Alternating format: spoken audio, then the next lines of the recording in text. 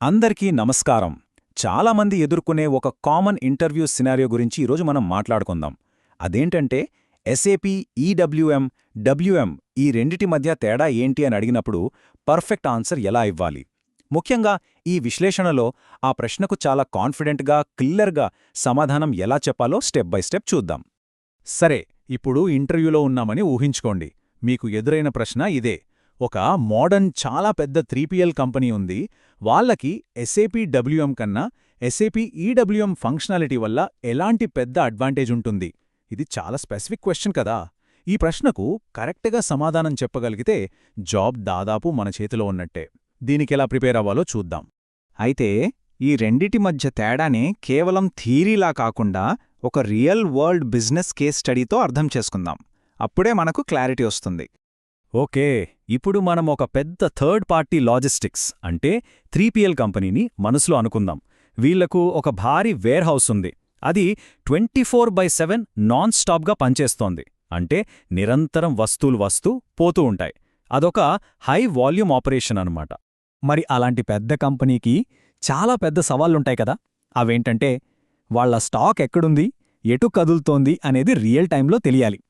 రోజూ వచ్చే వేల ఆర్డర్లను ఎలాంటి తప్పులు లేకుండా హ్యాండిల్ చెయ్యాలి. ఇక వేర్హౌస్కి వచ్చిపోయే ట్రక్కుల ట్రాఫిక్ని మేనేజ్ చేయడం పెద్ద తలనొప్పి. దానికి తోడు అక్కడ పనిచేసే వాళ్ళని సరిగ్గా ట్రాక్ చేస్తూ వాళ్ల పనిని ఆప్టిమైజ్ చెయ్యాలి. వీటన్నిటికీ ట్రాన్స్పోర్టేషన్ సిస్టమ్స్తో కరెక్ట్గా సింక్ అవ్వాలి. ఇవన్నీ వాళ్ళకి చాలా చాలా ముఖ్యం. ఓకే, ఈ ఛాలెంజెస్ని పక్కన పెడితే మన దగ్గరున్న రెండు సిస్టమ్స్ అంటే డబ్ల్యూఎం ఇంకా ఈడబ్ల్యూఎం వీటిని ఎలా ఎదుర్కొంటాయో చూద్దాం. ముందుగా ఈ రెండిటి మధ్య ఉన్న ఒక ఫండమెంటల్ డిఫరెన్స్తో స్టార్ట్ చేద్దాం. ఇక్కడే అసలు విషయం ఉంది. అదే ఆర్కిటెక్చర్. చూడండి, ఎస్ఏపీ డబ్ల్యూఎం అనేది మామూలుగా కోర్ ఈఆర్పీ సిస్టంలోనే ఒక పార్ట్గా ఉంటుంది. కానీ ఎస్ఏపీ ఈడబ్ల్యూఎం అలా కాదు. అది కావాలంటే ఒక డీసెంట్రలైజ్డ్ సిస్టమ్గా, అంటే దానంతట అదే ఒక సెపరేట్ సిస్టమ్గా పనిచేయగలదు. దీనివల్ల లాభమేంటి అంటారా? మనం మాట్లాడుకుంటున్న పెద్ద 3PL కంపెనీలో ట్రాన్సాక్షన్స్ చాలా ఎక్కువగా ఉంటాయి. ఈ భారాన్ని ఈఆర్పీ మీద పడకుండా ఈడబ్ల్యూఎం చూసుకుంటుంది. దీనివల్ల పర్ఫార్మెన్స్ అద్భుతంగా ఉంటుంది. ఇదే అసలైన గేమ్ చేంజర్. సరే, ఆర్కిటెక్చర్ తేడా తెలిసింది కదా.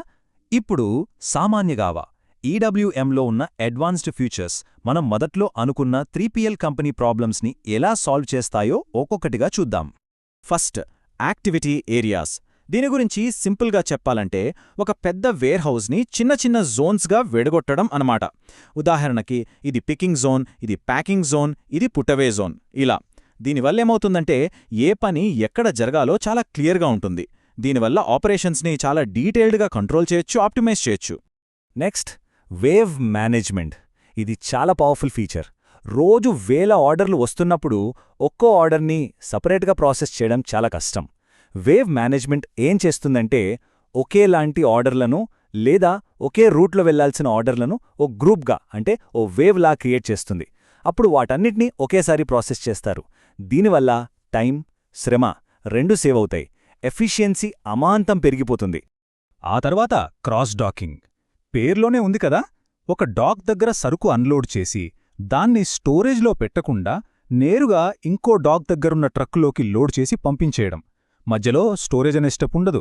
ఫాస్ట్గా మూవ్ అయ్యే 3PL బిజినెస్లో ఇది చాలా కీలకం. స్టోరేజ్ కాస్ట్ జీరో, ఇంకా డెలివరీ టైం కూడా చాలా తగ్గిపోతుంది. మన స్టార్టింగ్లో అనుకున్నాం కదా, ట్రక్ ట్రాఫిక్ ఒక పెద్ద సమస్య అని. దానికి సొల్యూషనే ఈ యార్డ్ మేనేజ్మెంట్. ఒక ట్రక్ గేటు లోపలికి వచ్చిన దగ్గర నుండి అది ఏ డాక్కి వెళ్ళాలి, ఎప్పుడు వెళ్ళాలి, లోడింగ్ అయ్యాక ఎప్పుడు బయటికి వెళ్ళాలి, ఇలా ప్రతి మూమెంట్ని ఈడబ్ల్యూఎం మేనేజ్ చేస్తుంది. దీనివల్ల యార్డ్లో ట్రాఫిక్ జామ్స్ ఉండవు, ఆపరేషన్స్ స్మూత్గా జరిగిపోతాయి. ఇవి కొన్ని మాత్రమే. ఈడబ్ల్యూఎం ఇంకా చాలా అడ్వాంటేజెస్ ఇస్తుంది. For example, advanced labour management, అంటే వర్కర్స్ పర్ఫార్మెన్స్ని ట్రాక్ చేయడం, ఆర్ఎఫ్ స్కానర్స్తో real time processing, RFID technology, ఇంకా ట్రాన్స్పోర్టేషన్ మేనేజ్మెంట్ టీఎంతో డైరెక్ట్ ఇంటిగ్రేషన్, ఇలా చెప్పుకుంటూ పోతే చాలా ఉన్నాయి. ఇవన్నీ కలిసి ఈడబ్ల్యూఎంని ఒక కంప్లీట్ మోడర్న్ లాజిస్టిక్ సొల్యూషన్గా చేస్తాయి. ఓకే, ఇప్పటిదాకా మనం చాలా విషయాలు తెలుసుకున్నాం కదా. ఇప్పుడు వీటన్నిటినీ కలిపి మన ఇంటర్వ్యూ క్వశ్చన్కి ఒక పర్ఫెక్ట్ విన్నింగ్ ఆన్సర్ని ఎలా ఫ్రేమ్ చేయాలో చూద్దాం. సింపుల్గా 3 స్టెప్స్ ఫాలో అయితే చాలు. ఫస్ట్, కోర్ పాయింట్తో స్టార్ట్ చేయాలి. ఈడబ్ల్యూఎం ఒక డీసెంట్రలైజ్డ్ సిస్టమ్, అందుకే అది హై వాల్యూమ్ కాంప్లెక్స్ ఆపరేషన్స్కి పర్ఫెక్ట్ అని చెప్పాలి. సెకండ్, కొన్ని కీ ఫీచర్స్ని ఎగ్జాంపుల్స్గా చెప్పాలి. యార్డ్ మేనేజ్మెంట్, వేల్ మేనేజ్మెంట్ లాంటి 2-3 చెప్తే సరిపోతుంది. ఇక ఫైనల్గా థర్డ్ స్టెప్, ఈ ఫీచర్స్ వల్ల ఆ 3PL కంపెనీకి బిజినెస్ పరంగా ఎలాంటి లాభాలున్నాయో కనెక్ట్ చేయాలి. అంటే రియల్ టైం విజిబిలిటీ, ఎఫిషియన్సీ పెరుగుతుంది, రిసోర్సెస్ సరిగ్గా మేనేజ్ అవుతాయని చెప్పాలన్నమాట. ఇక మన ఆన్సర్ని ముగించడానికి ఒక పవర్ఫుల్ స్టేట్మెంట్ వాడొచ్చు. అదేంటంటే, ఈడబ్ల్యూఎం అనేది కేవలం డబ్ల్యూఎంకి ఒక అప్గ్రేడ్ మాత్రమే కాదు, అదొక strategic tool. Modern complex supply chain ఆపరేషన్స్ని ఆప్టిమైజ్ చేయడానికి ఇది చాలా అవసరం. ఇలా చెప్తే చాలా ఇంప్రెసివ్గా ఉంటుంది. సరే, అంతా బాగానే ఉంది. కానీ మనం ఇక్కడితో ఆగిపోకూడదు. ఈ టెక్నాలజీ ఎప్పుడూ మారుతూనే ఉంటుంది. కాబట్టి మనం ఆలోచించాల్సిన ప్రశ్న ఒకటుంది. ఆటోమేషన్, ఆర్టిఫిషియల్ ఇంటెలిజెన్స్ ఇవన్నీ వేర్హౌజులని పూర్తిగా మార్చేస్తున్నాయి కదా. మరి ఫ్యూచర్లో నెక్స్ట్ జనరేషన్ లాజిస్టిక్స్ సాఫ్ట్వేర్ నుండి మనం ఇంకేం ఆశించాలి? అది ఎలాంటి ఫీచర్స్ని అందించాలి? దీని గురించి ఆలోచిస్తూ ఉండండి.